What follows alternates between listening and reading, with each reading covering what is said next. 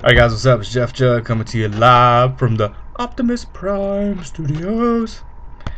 It still ain't working out, right? For some reason, every time I say Optimus Prime, it sounds ridiculous. But take a quick look. You got the Ellis Park meet coming up, starting on Wednesday, and I think they got a full card of I think it's 10 races maybe, but the fields are full, which makes for great betting. And just a couple of things I want to talk about, things to look for as far as what I've noticed over the last couple of years in regards to Ellis Park meet. One, most of the big trainers are gone. All the guys that were racking up races at Churchill, they've all shipped out their horses up to Saratoga. Of course, I don't know why they leave. Obviously, the money's better, but I tell you what, if you're a decent trainer, you got some decent horses, you can win a lot of races at Ellis Park. Most of the jockeys are gone from Churchill, but really, there wasn't really many jockeys at Churchill this year. You had Corey Landry win like 65, 70 races, won a couple of grade ones, won some stake races, and if I'm a jock agent and I see Le Peru went to New York, and I'm like, man, the door's wide open at Churchill. I don't know why somebody from the West Coast who can't get no horses, because they only get like 6, 7 horse fields, didn't ship their tack to Kentucky, because all the big jockeys have all moved up to New York. Of course, I get it, the big purses makes a lot of sense. But still, you can sit back here like Corey Landry win 65, 70 races, $2 million in purses, get out and get down and make a lot of good connections. Something about Ellis Park that a lot of you guys probably might look over is what I've noticed is just being here in Louisville, Kentucky, man. Of course, you got Churchill, you got Ellis Park, you got Turfway, and you got Keeneland.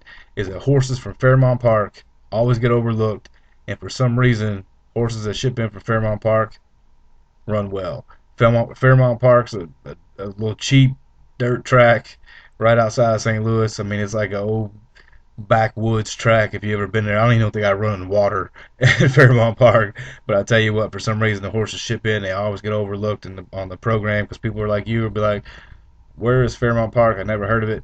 It's right outside of St. Louis. It seems like the horses always seem to run pretty good, and the claiming races, 4,000 to the $10,000 claiming races, they usually run pretty solid, and you'll get a good price on them.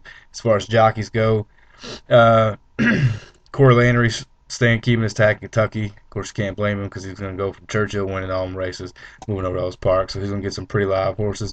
You have Calvin Burrell, who had an okay meet at Churchill Downs. I don't know. He just seemed like he runs big at Churchill on the rail. Derby, of course, he won 3 derbies the last couple of years. And you'll get, I tell you, some guys who will get some good horses. Be like John McKee. You'll be like, he didn't really win a lot of races at Churchill. But here's one thing that you'll look out for at Ellis Park that you'll probably overlook, but you may or may not. Bug boys at Ellis Park seem to do good because you got a lot of cheap guys bringing some cheap horses in, running for $4,000, $5,000 claiming races, which the purses are nice this year. $4,000 claimers run for 10,000.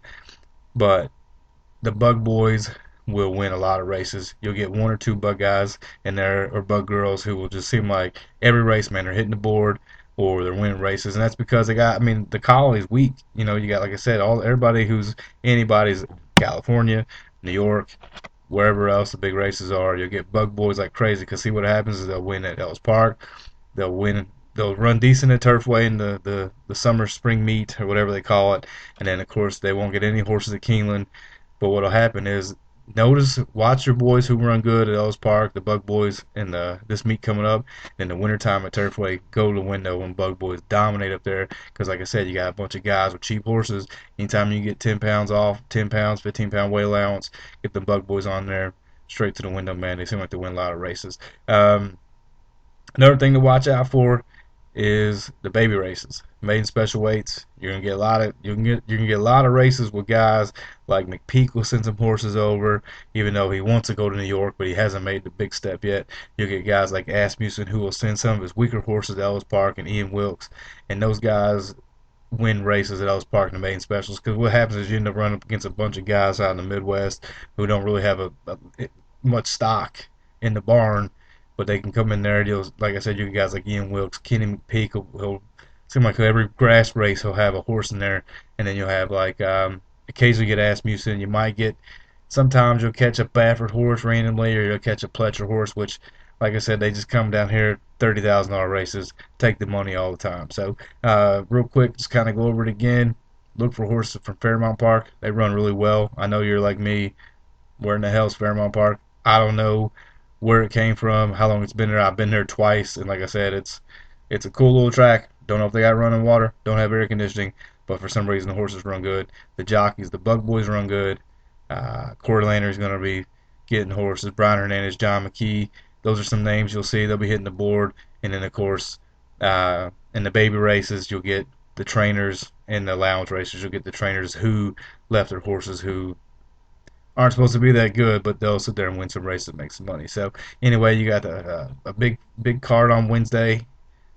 Big opportunity to make some money. Of course, like I told you before, keep it in mind. Anytime you get a horse that's even money, try to beat the chalks.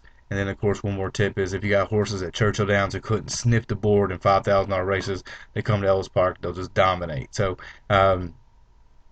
there, again, you got so many different angles to look at, and a lot of people overlook. You got trainers like Brad Cox who'll run horses. He usually runs them in the right spot. He had a great meet at Churchill. He'll have some of his horses left over that didn't seem to be running all right, man, and they'll come over to Ellis Park and he'll win races left and right. And you'll look at horses from Churchill who couldn't sniff the board at Churchill, and then they'll come to Ellis Park and they win by like 7 or 8. And you're like, what the heck's going on? It's because the stock's just not at this meet. They get a lot of good horses, chance to make a lot of good money. They get a lot of bad horses. So whatever it takes, give all those horses a second look. Fairmount Park, Bug Boy jockeys, big name trainers in baby races, and horses shipping in that didn't go on to Saratoga or somewhere else to run. Usually, easy way to make a lot of money. And you usually get a price on them 5 to 272. Rarely will you get even money chalks unless you got horses, starter allowances typically. So anyway, Ellis Park meets coming up 2012. Got something you want me to look at? Shoot me a message. Good luck.